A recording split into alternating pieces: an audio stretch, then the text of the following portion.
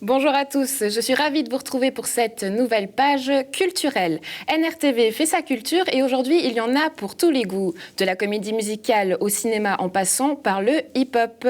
Avec nous plusieurs invités, vous le verrez, mais on accueille tout de suite Fabienne Frémont-Cantonnet, la municipale, la nouvelle municipale en charge de la culture de Nyon. Bienvenue. Merci, bonjour. Alors avec vous, l'idée c'est de faire un portrait culturel, donc de vous connaître, savoir quels sont vos goûts culturels plus en profondeur et plus personnellement. Mais tout d'abord, une question un peu plus générale. Selon vous, la culture, c'est quoi ? Ah, la culture, c'est quelque chose de... C'est le lien, en fait. C'est le lien entre un groupe de gens. Ça peut être un lien entre des gens d'une famille, une culture familiale. Ça peut être un lien entre des gens d'un même pays ou même d'un continent, ou les liens entre le monde. Enfin, c'est ce qui nous fait vivre ensemble, ce qui fait qu'on se comprend ou des fois qu'on se découvre et puis qu'on s'ouvre. C'est quelque chose d'essentiel. Vous-même, est-ce que vous pratiquez un domaine artistique ? Oh, j'ai fait du piano pendant une année, mais c'était un massacre. Mais je suis un très bon public, très généraliste. Est-ce qu'il vous reste quand même quelques... J'ai pas osé réessayer. Pourquoi ? C'est la famille qui a dit non, il vaut mieux que tu arrêtes là et que tu partes pour autre chose. Non, c'était mes propres oreilles qui disaient stop. Voilà. Quel genre de musique est-ce que vous écoutez du coup ? Un peu tout, mais j'avoue que le rock est ce qui me booste, ce qui me fait chanter dans la voiture ou sous la douche. Donc vous êtes allé au Paléo cette année ? Non, j'étais à l'étranger, faute grave, mais non, pas cette année. Si on compare le Paléo aux variations musicales de Tané, qu'est-ce que vous choisissez ? Les deux, les variations musicales, j'y étais la semaine passée, c'était magnifique. Paléo, on connaît depuis des années, c'est un endroit de rencontre et de découverte. Non, les deux sont des endroits superbes. Si vous deviez choisir du coup entre le théâtre et le cinéma ? Les deux aussi, mais le cinéma est beaucoup plus simple d'accès à Nyon. On pense au cinéma, au ciné-club, à Vision du réel. Donc plus simple d'aller au cinéma qu'au théâtre. Et le dernier film que vous ayez vu, du coup ? Ah, ça, c'est une bonne question. Qu'est-ce que c'était ? La Joker. Je vous redirai tout à l'heure, il faut que je réfléchisse. On oublie, c'est ça. Oui, on oublie. Et puis le théâtre, alors qu'est-ce que vous aimeriez voir à Nyon comme genre de théâtre ? Écoutez, il se passe des très belles choses à Gland, aussi. Là, il y a la nouvelle session théâtrale qui commence. Voilà. Est-ce qu'il y a des pièces que vous avez déjà repérées, que vous allez voir ? Non, mais j'attends. Alors, je suis quelqu'un qui a un agenda très plein et j'aime la découverte. Donc, je vais commencer à aller plus systématiquement à voir ce qui se fait à gauche et à droite. Mais sans aucun doute, il y a quelque chose à développer à Nyon. Là, on a un vide. Mais en tant que municipal en charge de la culture, est-ce qu'on a, par exemple, un agenda que tout le monde reçoit ? Est-ce que vous devez y aller ? Vous y allez ouvertement ? Est-ce qu'il y a des pièces que vous êtes obligé d'aller voir, je ne sais pas, pour suivre, pour dire « Ah ben tiens, l'année prochaine, il faudra développer » ou comment ça se passe là concrètement ? Alors, en politique, on ne doit rien. On doit simplement, je pense, être à l'écoute. Enfin, c'est comme ça que j'entends mon rôle, être à l'écoute des besoins de la population en général, savoir ce qui se fait, puis savoir ce qu'on pourrait faire mieux.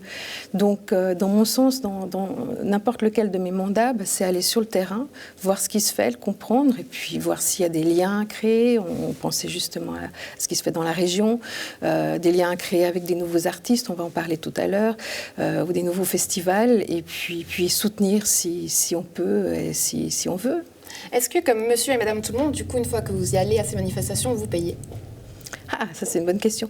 Ça dépend. Des fois on est invité, donc là on ne paye pas. Mais l'autre jour j'ai été à une manifestation, on m'a reconnue, mais j'ai payé. C'est aussi ma forme de soutien, mon soutien citoyen. Donc j'ai les deux rôles en quelque sorte.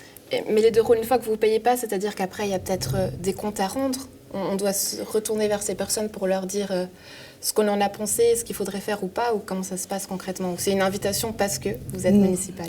Ah, probablement, oui. Là, c'est pas Fabienne Frémont qui est invitée, c'est la municipale. Mais je pense que c'est aussi bien pour les différents acteurs culturels de voir qu'ils sont suivis, qu'ils sont entendus, et puis éventuellement de nous passer des messages, pas éventuellement, même sûrement de nous passer des messages. On est là pour ça. Justement, en parlant de messages, vous, quelle est la patte ou les messages que vous aimeriez apporter à la culture à Nyon ? Alors, pour moi, très très simplement, c'est la culture pour tous et par tous. Comme ça, je le simplifierais. Il y a énormément qui se fait dans notre région, dans la ville de Nyon.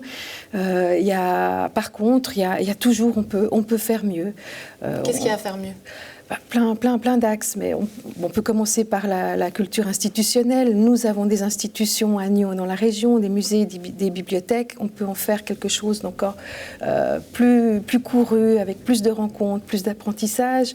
Nos festivals marchent bien, mais on peut encore plus les soutenir. Il y a on va en recevoir tout à l'heure, des nouveaux groupes, des jeunes qui ont envie de faire des choses. Il faut les faire exister. Les anciens festivals, les anciennes associations, au début, elles étaient nouvelles. Donc, il y a ce travail à faire. Et puis, pour moi, un axe important est la culture aussi dans les espaces publics. C'est-à-dire, les espaces publics, c'est des parcs, mais c'est aussi des places, c'est des endroits. Et ces endroits-là doivent être utilisés pour la culture, notamment, et pour la rencontre. Et culture soit vivante, on peut penser à musique, mais aussi de la culture plus plastique, on peut penser à sculpture, etc. Donc vous parlez de rencontres et de liens, donc je vous propose justement de rencontrer des gens, des acteurs culturels de la région et de vous confronter à eux peut-être en leur posant quelques questions lorsqu'ils vont nous rejoindre sur ce plateau. Mais avant ça, on passe à une petite pause musicale avec le spectacle Frankenstein. Nous y étions la semaine passée au théâtre de Grandchamp pour rencontrer le metteur en scène, le directeur musical, mais aussi les comédiens. Un spectacle qui se joue depuis le 26 août et jusqu'au 10 septembre.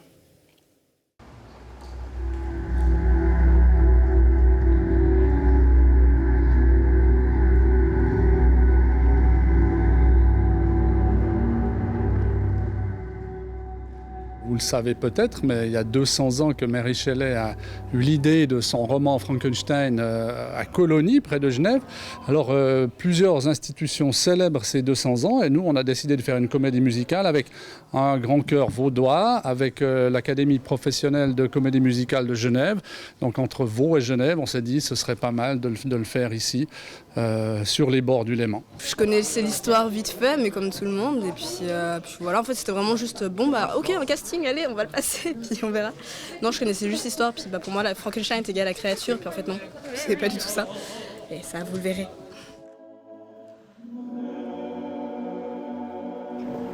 J'avais 19 ans lorsque j'ai imaginé l'histoire que vous allez découvrir.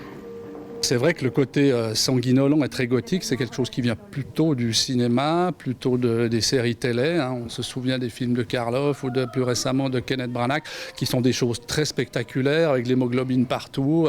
C'est un petit peu là-dessus que le côté grand spectacle s'est focalisé. Et moi, j'ai voulu retourner un peu plus auprès du roman original, qui est un roman de 1816, paru en 1818. Donc on est en plein romantisme. C'est un roman qui est plein d'humanisme et de sentiments aussi. Il n'y a pas que cette histoire de créatures terrifiantes. Je n'ai rien pu pour elle, pour la sauver. Quelle gloire m'apporterait mon savoir si je parvenais à vaincre la maladie. Mais voilà le remède à la mort. Quelle vie tu as, toi, petit frère, dans les bras de Justine. Il est l'image de ta mère. Tu seras sur tes deux pieds quand je reviendrai, petit frère. Chut, monsieur, il vient s'endormir. Quelle insouciance. C'est une comédie musicale, donc il y a du théâtre, il y a de la musique, il y a un grand chœur qui parfois est assez statique, un peu dans la manière de ce qui se fait à l'opéra, et parfois est beaucoup plus dynamique, comme ce qu'on voit dans les comédies musicales. Donc c'est vrai qu'avec 13 solistes, une cinquantaine de choristes, on ne manque pas d'émotion. Qu'est-ce que tu as appris toi sur Frankenstein ? Que Frankenstein était en fait le médecin et pas la créature, premièrement. Et non, du coup, toute sa vie, toute l'histoire que je connaissais absolument pas. C'est pas comme ça.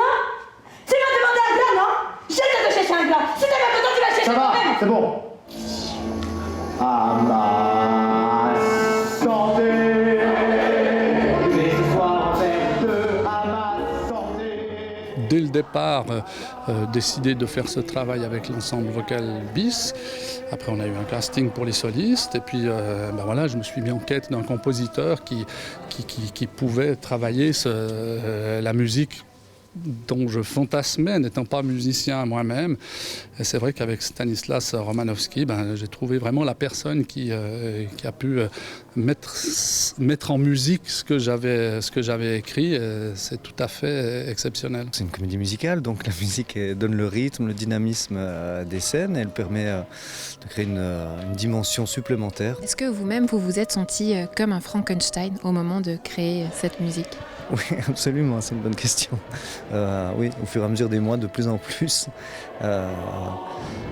Bien sûr, parce que tout ce travail m'a habité énormément. C'est déjà par la quantité, aussi par la complexité, et aussi par l'émotion qui s'en dégage et l'investissement que j'ai mis dedans. Alors on se sent un petit peu moins seul, Fabienne, tout le monde nous a rejoint sur ce plateau. À droite, on a les organisateurs d'Union et à gauche, Marie, pardon, j'ai oublié votre prénom, mais ça va me revenir, Marie Scheffer-Villers, voilà, il fallait regarder sur la feuille, organisatrice du Cinéma Sud. Bienvenue à vous. Alors, on va parler d'abord de Union Festival, un festival hip-hop qui aura lieu ce samedi de 10h à 20h à la rue de Rive à Nyon. Qu'est-ce qu'on pourra y voir, les garçons ? Plein de choses. Loïc, explique-nous. Vous allez avoir un petit peu l'idée, c'est de regrouper un petit peu des disciplines de la danse, de tout ce qui est street art. Donc il y aura du skate, du graffiti et de la danse hip-hop. Voilà, c'est les trois principales activités. On peut comprendre du coup le lien entre le graffiti, la danse hip-hop, mais le skateboard, pourquoi est-ce qu'il est là, Théo ? Le skateboard, il est là parce que le skateboard est de plus en plus présent dans nos rues et puis très actif aussi dans la ville de Nyon. Les différentes activités, en fait, elles ont été mises en lien par des amitiés, en fait. Moi qui suis cofondateur de l'Arsos, il y a Valentin et Fiona qui sont dans le centre impro, qui est la danse, et puis Arthur du Sordet, qui est malheureusement pas avec nous, qui représente le skateboard. Et on est tous amis et on a tous notre discipline et on a voulu les mettre en commun.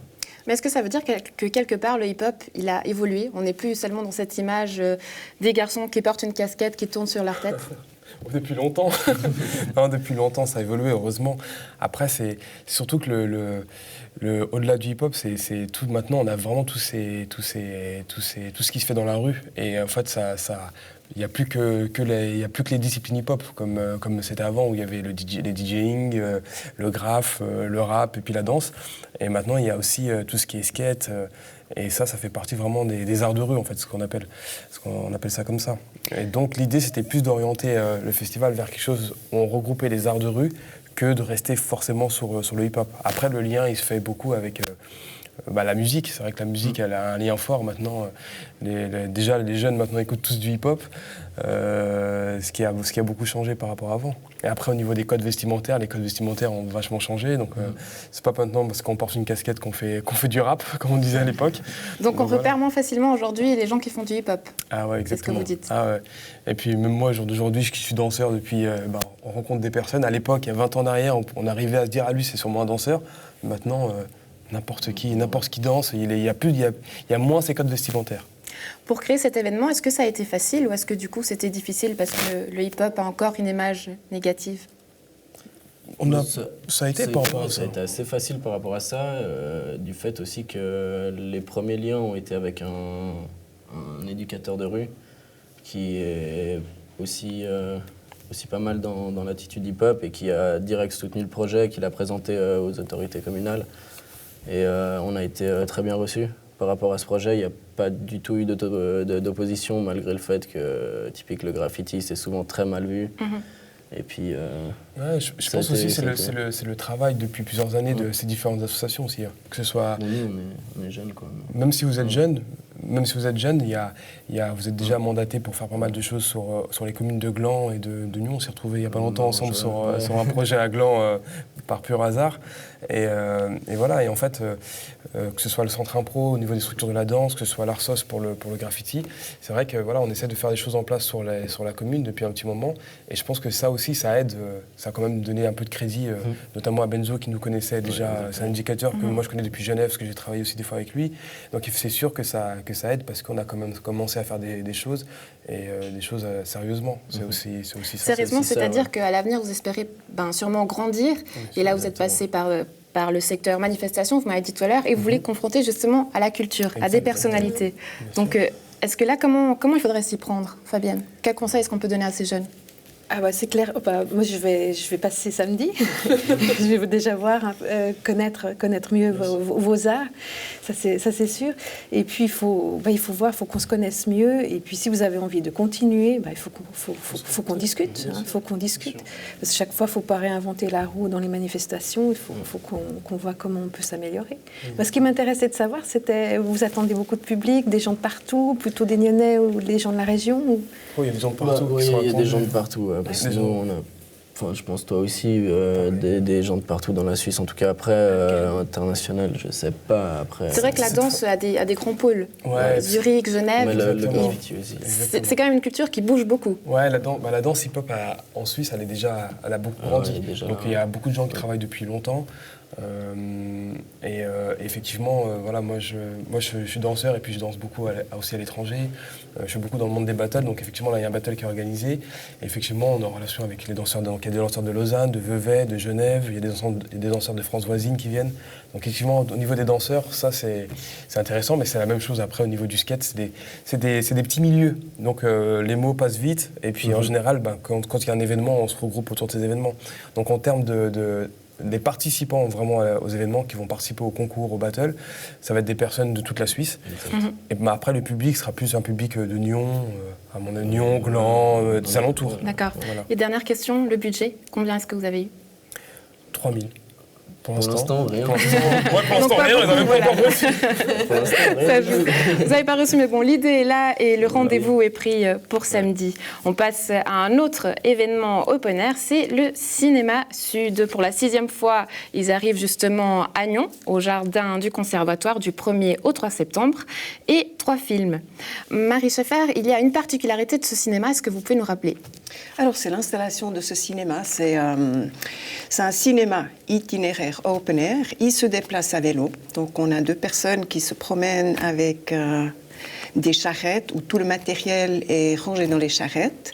Et sur ces charrettes, il y a des panneaux photovoltaïques qui chargent les batteries et on projette les films à l'énergie solaire. Et c'est ça qui est particulier. Donc, quand il fait beau, on est totalement indépendant du réseau électrique. Donc, tant pis pour les SI. Quand il fait mauvais, on est obligé de tricher un tout petit peu parce qu'on n'arrive pas à charger les batteries. Mais c'est effectivement, donc, on arrive à projeter les films. Mais concrètement, quel est le mandat de ces cyclistes? Ils doivent pédaler, on l'a compris, apporter le matériel, mais après... Mais ensuite, ils montent l'installation. Donc, l'écran, c'est une grande toile qui est tendue entre 2 arbres. Donc, à Nyon, on est au jardin du Conservatoire. Donc, on a des vieux arbres, la toile tendue entre les deux. Donc, ils installent l'écran, ils doivent régler tout ce qui est matériel. Ensuite, ils accueillent le public. Ils font un petit discours, un petit bonjour à l'entrée. Ils projettent le film, ils passent avec le chapeau à la fin. Donc, les projections sont gratuites pour le public, mais on passe avec le chapeau pour soutenir un projet. Et puis ensuite, ils remballent leur matériel, ils rangent les charrettes, ils peuvent aller dormir entre 1 ou 2 heures du matin. Ah, ils trouvent le temps quand même. C'est pas mal. Puis ensuite, le jour suivant, donc on leur demande de faire des photos, de poster les photos sur leur blog, d'écrire un petit blog. Et puis ils doivent faire les comptes, verser l'argent. Et puis pour la première semaine de leur engagement, donc chaque équipe est engagée pendant 1 mois. La première semaine, c'est la promotion. Donc ils doivent faire des posts sur Facebook, afficher dans les endroits propices, distribuer les flyers, donc essayer de faire venir le plus de personnes que possible. Donc c'est un job d'été pas tout à fait comme les autres. On va peut-être poser une question à la municipale. Est-ce que vous savez qui est l'ancêtre du Cinéma Sud? Ah, non. J'avoue que non. Marie Scheffer, je vous laisse répondre. Donc, Cinéma Sud, ça a été inventé par 2 civilistes durant leur service civil. Ça fait une dizaine d'années dans la région de Winterthur. Ils ont commencé par faire des petites tournées. Ensuite, c'est les collègues à Zurich qui ont vu ça, qui ont trouvé que ce serait sympa pour nous aussi. D'abord pour le matériel, parce que c'était vraiment une première. Ensuite, pour nous, c'est aller vers le public. Normalement, quand une ONG s'adresse à leur public, c'est s'il vous plaît, envoyez-nous de l'argent pour tel et tel projet. Et là, on va vers eux. Et puis, on leur propose des films, et puis des films qui proviennent, si possible, de nos pays partenaires, ce qui n'est pas toujours le cas. Si on parle de programmation, il y aura 3 films, donc Tulpan, Nous 3 ou Rien et 2 Black M. Comment s'est fait ces choix? Alors, on a un groupe de bénévoles dans le canton de Vaud, qui est surtout dans la région de Lausanne, qui est depuis très longtemps impliqué dans les films. Dans le temps, Helvetas faisait des circuits du film de Fribourg, et puis ce groupe était déjà impliqué là-dedans. On avait fait un autre petit festival de films du Sud à Lausanne qui s'appelle Les Films d'autre part. Et puis c'est toujours le même groupe qui s'occupait. Et puis là, on se retrouve au mois de janvier. Est-ce que tu as vu un bon film? On épluche Internet, on va regarder les nouvelles programmations de Trigon. Et puis au départ, on a une trentaine de films qu'on discute. Et puis le choix s'affine. Oui, le choix s'affine. On a quand même des critères comme justement provenir d'un pays partenaire si possible. Donc ensuite, le but, c'est de sensibiliser les gens. C'est sensibiliser les gens. Voilà. Alors les gens seront sensibilisés du 1er au 3 septembre à Nyon. Merci à tout le monde d'avoir été avec nous. On termine avec un agenda culturel pour les littéraires du 2 au 4 septembre au bord du lac à Morges. 300 auteurs seront réunis. À Nyon, vous pouvez y aller le 2 septembre ou le 3. Bonne nouvelle aussi pour les mélomanes de la région puisque la Parenthèse a dévoilé sa 9e saison et ça commence dès ce soir avec le Nyonnais Fab Griffin. Quant à moi, je me réjouis de vous retrouver dès la semaine prochaine pour de nouvelles aventures culturelles. D'ici là, portez-vous bien.